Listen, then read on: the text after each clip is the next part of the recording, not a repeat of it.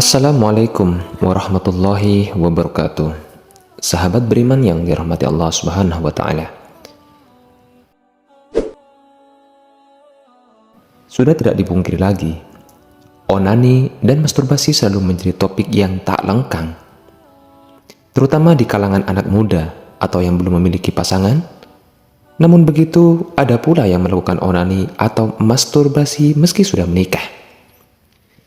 Sebelum membahas hukumnya, sebaiknya teman-teman semuanya mengetahui definisi onani dan masturbasi dalam khazanah Islam, atau yang dikenal dengan istilah istimna, bersenang-senang dengan tangan.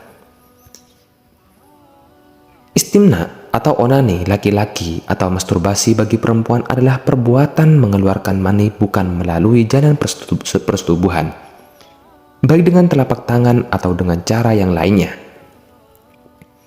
Dalam kitab-kitab fikih, bahwa onani adalah mengeluarkan mani atau sperma dengan disengaja dan dilakukan dengan menggunakan tangan, baik tangannya sendiri, tangan istri, atau tangan budak perempuannya ketika syahwat sedang muncul dan atau memuncak. Onani adalah mengeluarkan mani atau sperma tanpa melakukan senggama. Sementara masturbasi adalah proses memperoleh kepuasan seks tanpa berhubungan kelamin. Stimulasi organ seks oleh diri sendiri. Setelah mengetahui definisi onani ini, maka teman-teman selanjutnya beralih atau barulah kalian semua mengarah kepada hukumnya. Mengutip tarjih mengenai perbuatan onani atau masturbasi ini, para fuqaha yang sejak dulu sudah membahasnya dalam kitab-kitab fikih, karangan mereka terbagi menjadi beberapa kelompok. Kelompok pertama yaitu karangan ulama Malikiyah, Syafi'iyah, dan Zaidiyah yang mengharamkannya.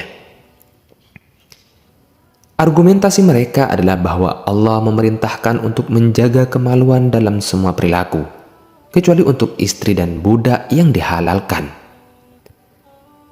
Jika seorang melampaui dua hal ini dan dia beronani, maka dia dianggap seperti kaum Ad yang melampaui batas dari apa yang dihalalkan Allah dan melakukan sesuatu yang diharamkan Allah.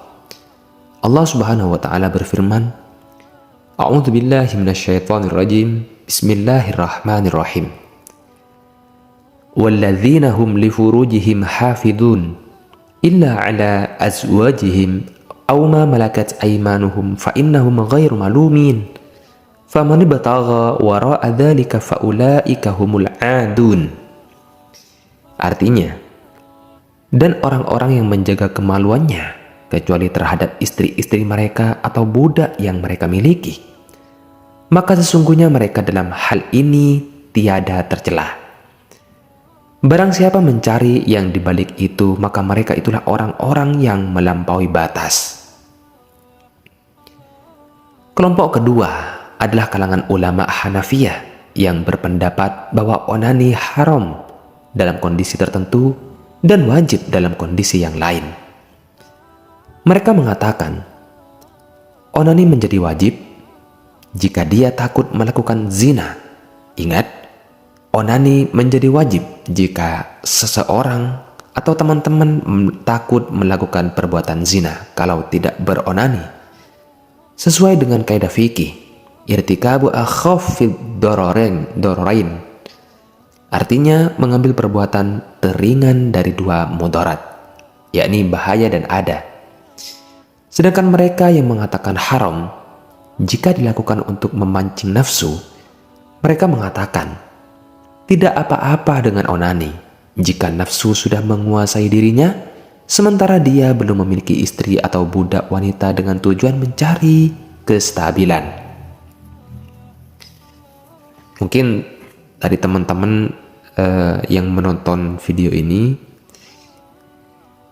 jangan di skip-skip yang nontonnya, takutnya nanti gagal paham atau nanti malah sesat. Jadi alangkah baiknya jika teman-teman semuanya simak terus video ini sampai akhir agar teman-teman semuanya tidak gagal paham dan tidak sesat. Pandangan ulama mazhab Hambali. Kelompok ketiga adalah kalangan ulama mazhab Hambali yang mengatakan bahwa onani hukumnya haram, kecuali jika dia takut terjebak dalam perzinaan atau takut atas kesehatannya. Sementara dia belum mempunyai istri atau budak wanita, dia juga tidak mampu untuk menikah, maka dalam kondisi seperti ini, dia dibolehkan beronani. Selain ketiga kelompok di atas, terdapat pendapat independen ya dari beberapa sahabat, tabi'in dan ulama lainnya, di antaranya Abdullah bin Umar radhiyallahu an, Abdullah bin Abbas radhiyallahu an, Atha Al-Hasan dan Ibnu Hazim Ibnu Abbas radhiyallahu an dan Al-Hasan membolehkannya. Sedang Abdullah bin Umar radhiyallahu an dan Atha memakruhkannya. Ibnu Hazim berpendapat bahwa onani hukumnya makruh dan tidak berdosa. Sebab seorang menyentuh kemaluan sendiri dengan tangan kirinya, hukumnya mubah. Sesuai dengan ijma, yakni kesepakatan para ulama. Jika memang mubah, maka hukum tidak akan berubah dari sifat mubah, kecuali sengaja mengeluarkannya atau mengeluarkan maninya. Sahabat beriman yang dirahmati Allah Subhanahu wa Ta'ala, kebiasaan onani dari perspektif kesehatan, selain itu artinya bagi mereka yang membiasakan beronani dan tidak dalam kondisi tertentu, maka ia telah bermaksiat dan melakukan perbuatan yang terkategori pengantar menuju zina. Padahal Allah berfirman, Bismillahirrahmanirrahim, "Wala taqrabuz zina innahu kana fahisyatan wa sa'a sabila." Dan janganlah kamu mendekati zina, sesungguhnya zina itu adalah perbuatan yang keji dan suatu jalan yang buruk. Dari segi kesehatan, jika onani atau masturbasi itu sering dilakukan dan menjadi kebiasaan, demikian dapat mengganggu kesehatan jasmani, susunan syaraf, dan rohaninya, mental pikiran. Itu juga dapat melemahkan potensi kelamin serta kemampuan ejakulasinya, sehingga sel sperma lelaki cenderung gagal bertemu dengan sel telur wanita. Beberapa langkah yang dianjurkan agar setiap muslim menjauhi dan terhindar dari perbuatan onani ini diantaranya sebagai berikut.